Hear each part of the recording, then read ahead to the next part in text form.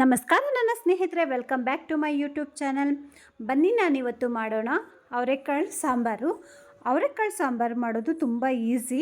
ಬರೀ 10 ನಿಮಿಷಗಳಲ್ಲಿ ಅವರೆಕಾಳು ಸಾಂಬಾರು ಮಾಡ್ಬೋದು. ಅದು ಹೇಗಂತ ನಾನಿಲ್ಲಿ ನಿಮಗೆ ತೋರಿಸ್ತಾ ಇದ್ದೀನಿ.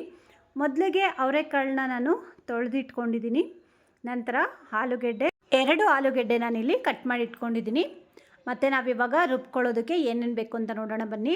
6 ರಿಂದ 7 ಎಸಳಷ್ಟು ಬೆಳ್ಳುಳ್ಳಿ, ಒಂದು ಚಿಕ್ಕ ಗಾತ್ರದ ಈರುಳ್ಳಿ, ಒಂದು ಅರ್ಧ ಕಪ್ಪು ಕಾಯಿ ತುರಿ ಮತ್ತು ಸ್ವಲ್ಪ ಕೊತ್ತಂಬರಿ ಸೊಪ್ಪು, ಒಂದು ಟೊಮೆಟೊ, ಹುಣಸೆಹಣ್ಣು, ಒಂದು ಚಿಕ್ಕ ನಿಂಬೆಹಣ್ಣು ಗಾತ್ರದಷ್ಟು ಹುಣಸೆಹಣ್ಣು.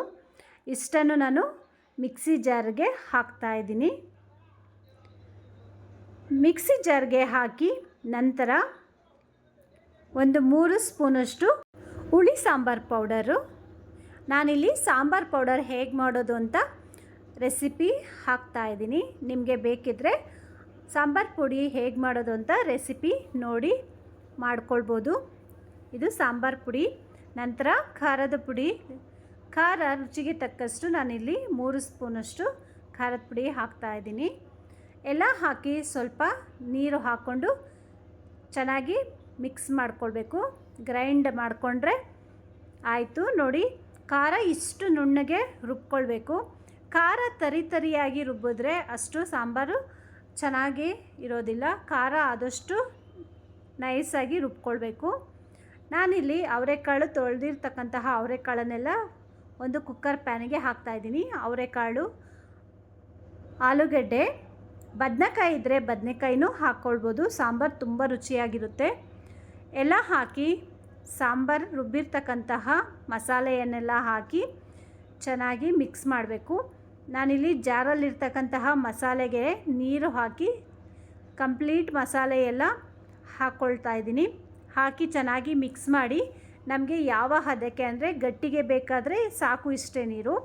ನಮಗೆ ಸ್ವಲ್ಪ ತೆಳ್ಳಗೆ ಬೇಕು ಅಂದರೆ ಇನ್ನೂ ಸ್ವಲ್ಪ ನೀರು ಹಾಕಿ ನಾವು ನಮಗೆ ಯಾವ ಹದಕ್ಕೆ ಬೇಕು ಅನ್ನ ಮುದ್ದೆಗೆ ನೋಡಿಕೊಂಡು ನಾವಿಲ್ಲಿ ನೀರು ಹಾಕ್ಕೊಳ್ಬೇಕು. ಹಾಕಿ 2 ವಿಷಲ್ ಹಾಕಿದ ನಂತರ ನೋಡಿ ಸಾಂಬಾರೆಲ್ಲ ರೆಡಿಯಾಗಿದೆ. ಈಗ ಈ ಸಾಂಬಾರಿಗೆ ನಾವು ಮೇಯ್ನಾಗಿ ಸಾಂಬಾರು ರುಚಿಯಾಗೋದಕ್ಕೆ ಮತ್ತು ಒಳ್ಳೆ ಪರಿಮಳ ಬರೋದಕ್ಕೆ ನಾವಿಲ್ಲಿ ಒಗ್ಗರಣೆ ಮಾಡಬೇಕು.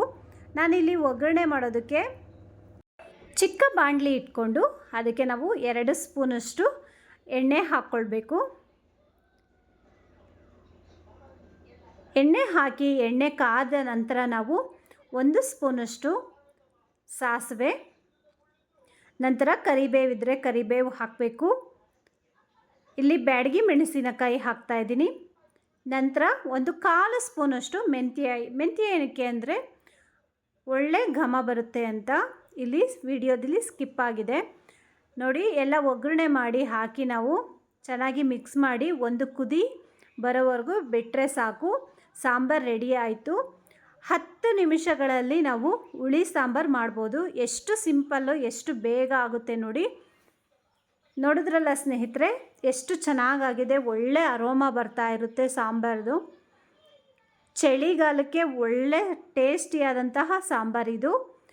ಅವರೆಕಾಳು ಸಾಂಬಾರು ಸ್ವಲ್ಪ ಗಟ್ಟಿಗೆ ಮಾಡಿಕೊಂಡ್ರೆ ಚಪಾತಿ, ದೋಸೆಗೆಲ್ಲ ತುಂಬ ಚೆನ್ನಾಗಿರುತ್ತೆ. ಮತ್ತು ತೆಳ್ಳಗೆ ಮಾಡಿಕೊಂಡ್ರೆ ರೈಸ್ಗೆ ಮತ್ತು ಮುದ್ದೆಗಂತೂ ಹೇಳಿ ಮಾಡಿಸಿದಂಥ ಸಾಂಬಾರು ತುಂಬ ರುಚಿಯಾಗಿರುತ್ತೆ. ಚಳಿಗಾಲಕ್ಕಂತೂ ಅದ್ಭುತವಾದಂತಹ ಸಾಂಬಾರಿದು. ನೋಡಿದ್ರಲ್ಲ ಸ್ನೇಹಿತರೆ, ನಿಮಗೆ ನಾನು ಮಾಡಿರೋ ರೆಸಿಪಿ ಇಷ್ಟ ಆಗಿದೆ ದಯವಿಟ್ಟು ನನ್ನ ಚಾನಲ್ಗೆ ಲೈಕ್ ಮಾಡಿ, ಸಬ್ಸ್ಕ್ರೈಬ್ ಆಗಿ, ಬೆಲ್ಲೈಕನ್ ಒತ್ತೋದನ್ನು ಮಾತ್ರ ಮಡಿಬೇಡಿ. Thanks for watching my videos.